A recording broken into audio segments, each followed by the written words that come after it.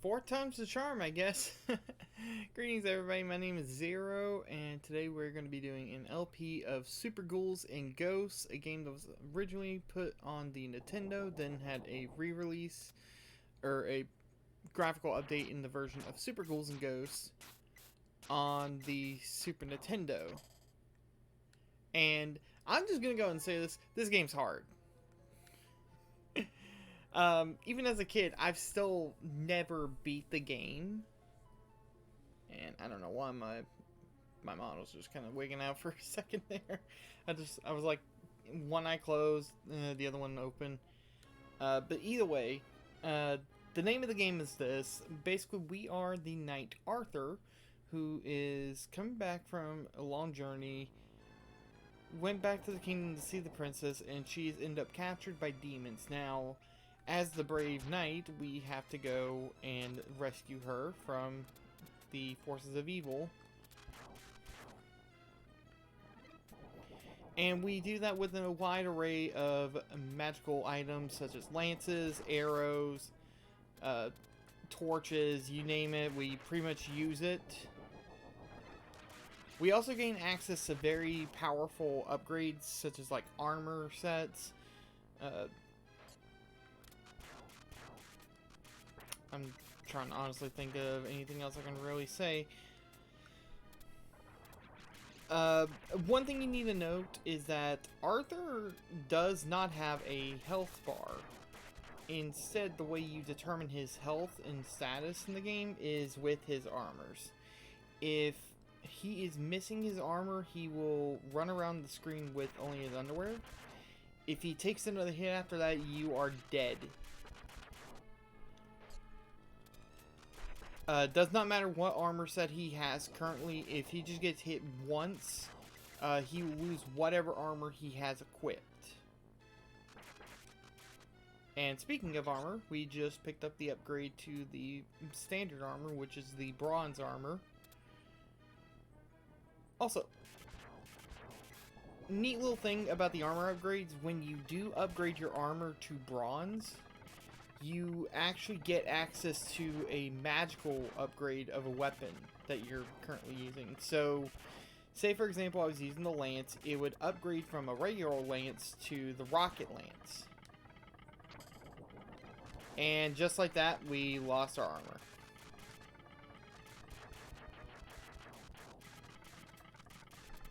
Oh, and by the way, we don't want to open up every chest, or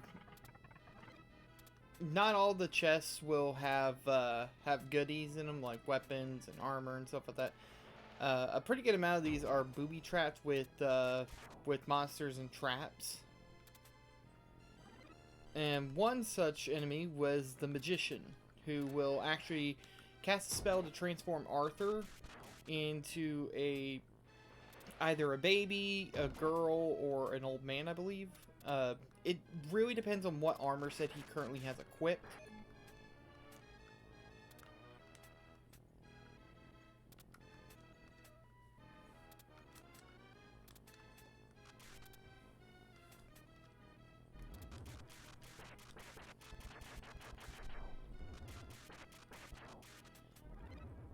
Although, you can get rid of the magician pretty easy, you just gotta make sure you're attacking him before he casts that spell.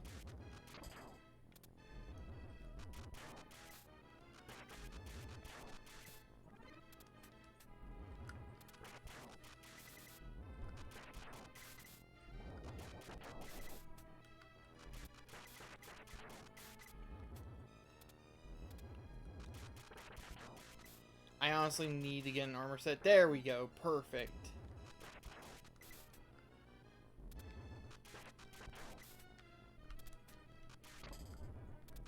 As I say it.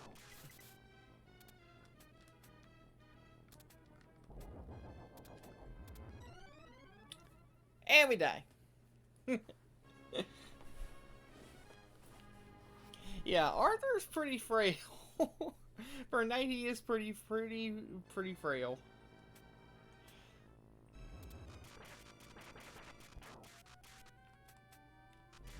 I actually do not want to pick up that torch.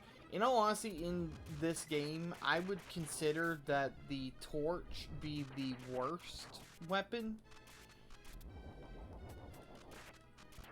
And there's a couple of weapons that are just like somewhat okay, and then there's just some that's like absolutely terrible. I, for one, like, if I go over the different weapons, I believe that I know that there's a lance, there's a dagger, an axe.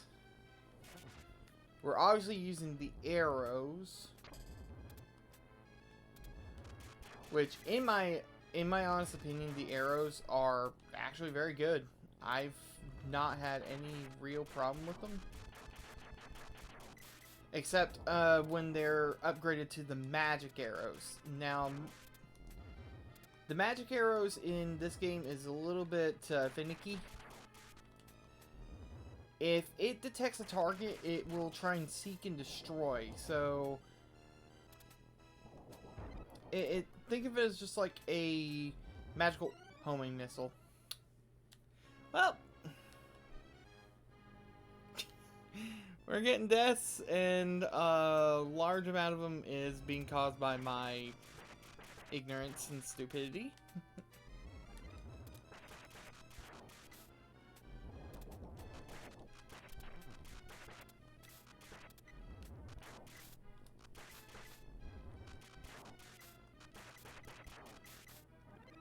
I don't want to take the chance.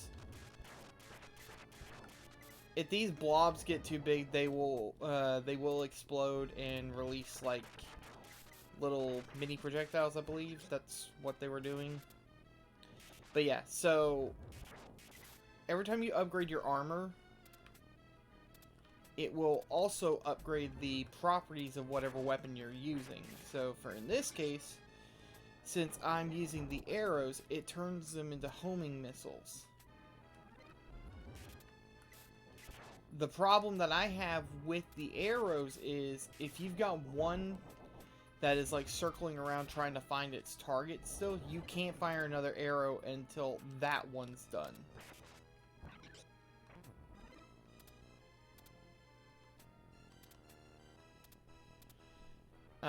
Neat little thing about the gold armor though is that it does come equipped with the shield, so you can take one hit. And that shield can be upgraded, so it's not like you don't have access to anything. And just like that, we beat the first boss. The cockatrice was... If I didn't have the crossbow, that wouldn't have been as easy. Or it wouldn't have been that quick, anyway.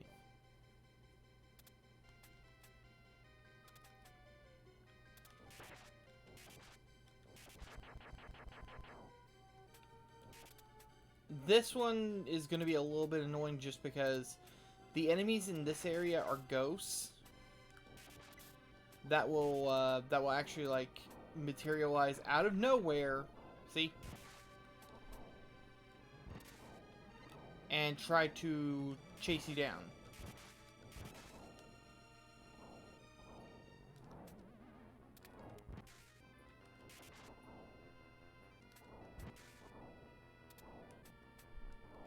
And this is actually where the problem that I had with the arrows comes into play.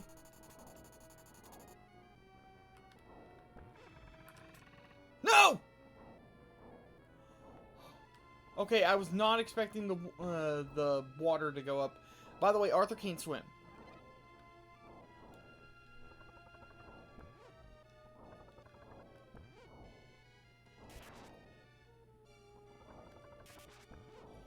So if Arthur gets full-bodied into water, you are dead. That is an instant death.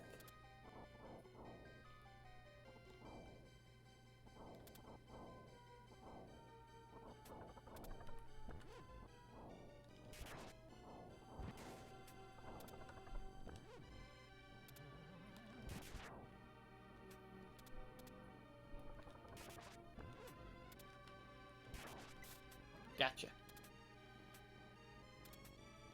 Alright, now we're jumping on the raft, and down we go.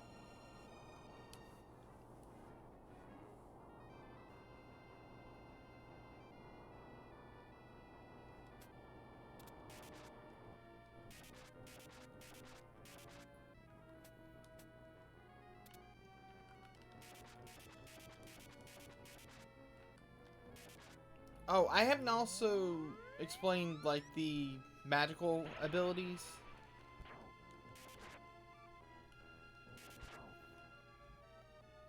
With the gold armor, you get access to a third attack, or a third ability known as the magic attack. And this ability is pretty dang useful.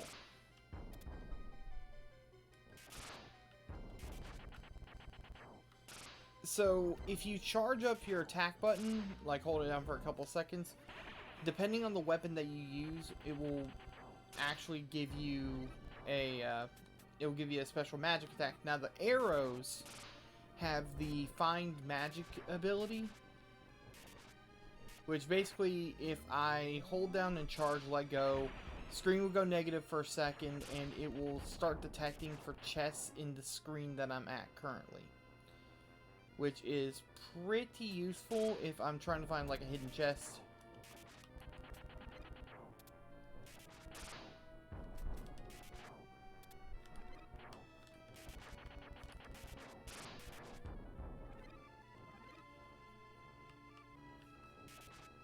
And another neat thing that I do like about the magic attacks in general is that when you use them, they do grant a brief state of invincibility frames. So you can actually make use of that if you're trying to, like, dodge an attack and you need to quickly respond. That's where this does help so much.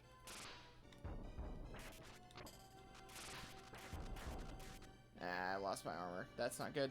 Oh, wait. I might be able to get... Oh, I can at least get a standard set back. There we go. Perfect.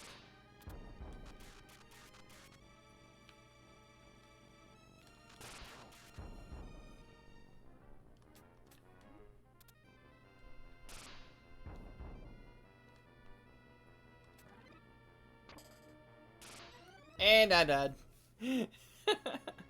Darn it.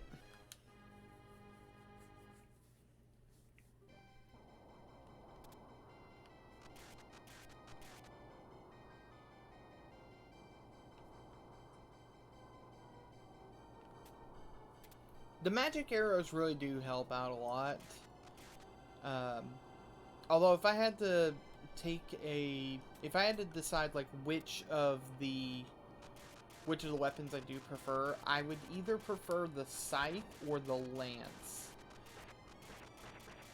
And it's mainly due to the magic attacks of each. The lance gives you access to thunder magic, which in any game, like even in D&D and stuff like that, I have always loved. I love like thunder elements.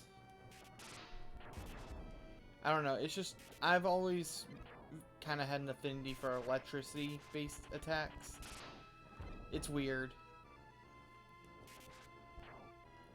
And then the second one, the scythe actually gives access to wind magic. Where when I fully charge it up, it'll summon twin twisters that will basically hit everything on screen.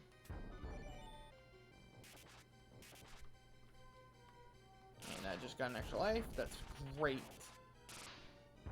Great timing for that, actually.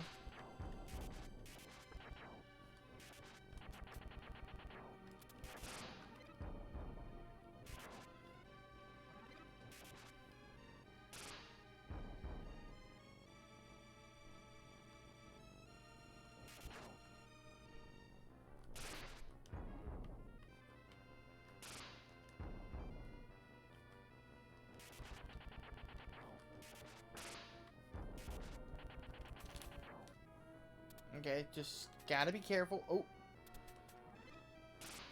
I swear, I almost lost my armor. That would have been awful.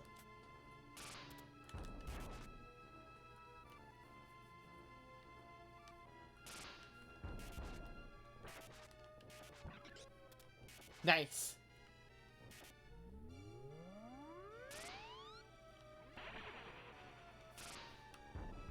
I could have sworn there was like a chest around here for with the find magic, but I guess not.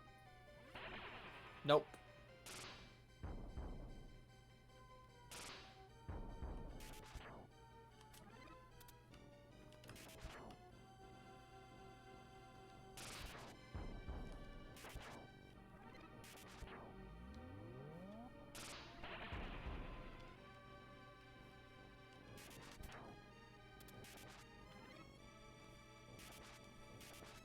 Obviously, if you guys noticed, whenever I'm attacking the fish and stuff, sometimes they'll have like, they'll somehow have these jars on them, which when they break, they'll drop an item, and it can range from points to weapons.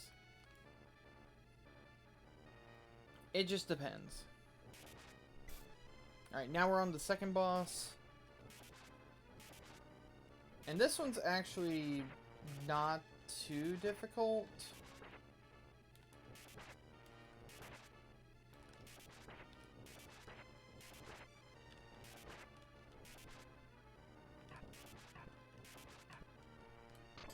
Oh, I say that and I immediately lose my armor. Oh! Oh boy.